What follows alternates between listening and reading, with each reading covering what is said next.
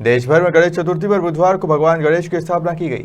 वहीं झाबुआ में नवरात्रि पर्व के पहले नवदुर्गा महोत्सव जमीन को लेकर विवाद छिड़ गया है। दरअसल उक्त जमीन पर सालों से नवदुर्गा समिति न आयोजन करती आ रही थी, लेकिन 15 माह के कांग्रेस शासनकाल के दौरान उक्त जमीन को PHE विभाग को सौंप दी थी, जिसके चलते अब विवाद की स्थिति बनी है। इन दिनों झाबुआ जिला मुख्यालय पर नवदुर्गा महोत्सव की तैयारी को लेकर जमीनी विवाद नजर आ रहा है। वर्षों से राजगढ़ नाका नवदुर्गा समिति आयोजन करती आ रही है, परंतु विगत 15 माह की कांग्रेस सरकार में ये जमीन PHE विभाग के सुपुर्द कर दी गई थी। मामले को लेकर पूर्व केंद्रीय मंत्री और झाबुआ विधायक कांतिलाल भूरिया का कहना है कि यह जमीन राजगढ़ नाका स्थित PHE विभाग की थी तो उनको सुपुर्द कर दी गई है। वर्तमान में PHE विभाग ने इस जमीन पर तार फेंसिंग कर गेट पर ताला लगा दिया है।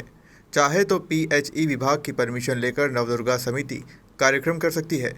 वहीं राजगढ़ नाका नवदुर्गा समिति के अध्यक्ष ओम शर्मा ने कांतिलाल भूरिया पर सौतेला व्यवहार करने का आरोप लगाया है।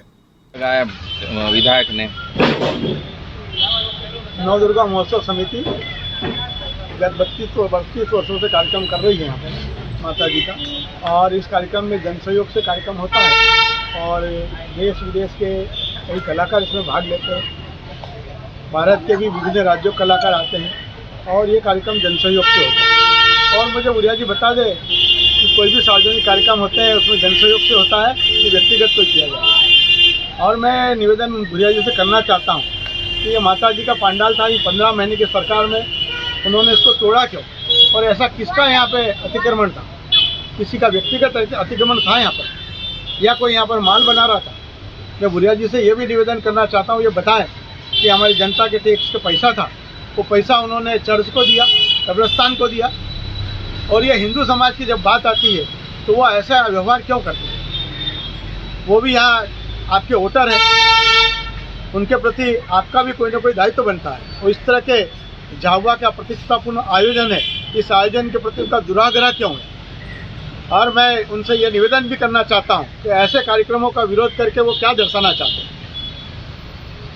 अब स्थिति क्या बन रही? क्या जो नवदुर्गा उत्सव समिति वो गरबा आयोजित करेगी या नहीं करेगी? नवदुर्गा महोत्सव समिति ने आज तक ये निर्णय लिया है कि जब तक ये भूमि है ये सार्वजनिक हित के लिए नहीं हो जाए, जब तक वहाँ हम कोई कार्यक्रम नहीं करेंगे। और हमने निवेदन भी ये किया है, माननीय प्रभारी मंत्री आए थे उनसे भी हमने आवेदन दिया है कि ये ज़मीन सार्वजनिक हित में की जाए।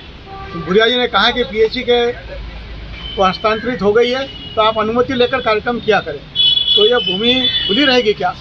वो भवन के लिए आवंटित की गई है। कल यदि भवन बन गए तो ये सार्वजनिक कार्यक्रम, माता जी के अलावा भी होली का त्यौहार, साथ में पितरों का कोई पर्व होता वो भी वहाँ बनाते हैं, उत्तर क्रिया का कार्यक्रम भी होता है, छोटे मोटे गरीब परिवारों का सामाजिक कार्यक्रम, धार्मिक कार्यक्रम और उनके विवाह कार्यक्रम भी यहाँ होते हैं। तो वो कहाँ जाएंगे गरीब लोग? और भूरिया जी इन गरीबों को पेट के ऊपर क्यों लात मारना चाहते हैं और साथ ही गरीब जनता और धार्मिक जनता के खिलाफ एक इस तरह का कदम क्यों उठा रहे हैं, मुझे समझ नहीं आ रहा है। इसलिए मैं आपके माध्यम से प्रश्न उठा रहा हूँ। उसको लेके जो विवाद चल रहा है, जो बहस चल रही है, उसमें आपके ऊपर भी आपने कुछ प्रेस नोट जारी किया, उसके लिए क्या मामला है पूरा?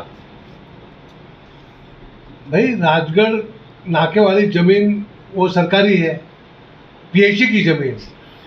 जब कांग्रेस सरकार थी उस समय उनका कब्जा था, तो PHE वालों ने कहा था कि हमारी ज़मीन वो कब्जा दे नहीं रहे हैं, तो फिर बाद में कलेक्टर को कह के वो ज़मीन खाली करवा के वापस PHE को हवाले करी। तो ये कौन से गलत काम किया? भाई, ज़मीन के ऊपर दुनिया भर का उल्टे सीधे काम करते थे।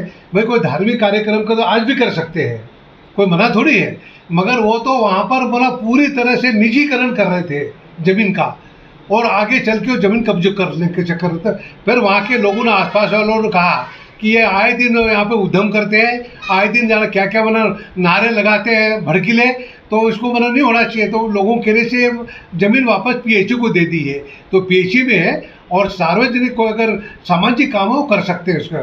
पर ये क्या ज़मीन के ऊपर कब्जे करते हैं, ऐसा काम करके फिर कब्जा कर लेते हैं, तो वो नहीं होना चाहिए। इसलिए हमने कहा था उसको। एक जो आपने प्रेस नोट में चंदा वसूली की बात की कि चंदा वसूली के कारण इस बार पैसे नहीं मिल रहे हैं, वो उसी जमीन के ऊपर जब वो कार्यक्रम करते थे और पूरा दुनिया भर का जाना क्या क्या गतिविधियां चलाते थे, और जब भी कोई आता था सामान्य धार्मिक कार्यक्रम, चाहे होली के समय हो, चाहे हमारे दिवाली के समय हो, चाहे और किसी सार्वजनिक का, तो वो सारा चंदा इकट्ठा करते थे उस स्थान के नाम से कि वहाँ पे हमको कार्यक्रम करना है। और ये सब दूर जाके अपना अधिकारियों से 10-10, 20-20 हज़ार रुपये लेते थे। रसीद कट्टे ले जाके रसीद लिख के देते थे, इतना आपको देना पड़ेगा। अधिकारी साहब इतना नहीं देंगे।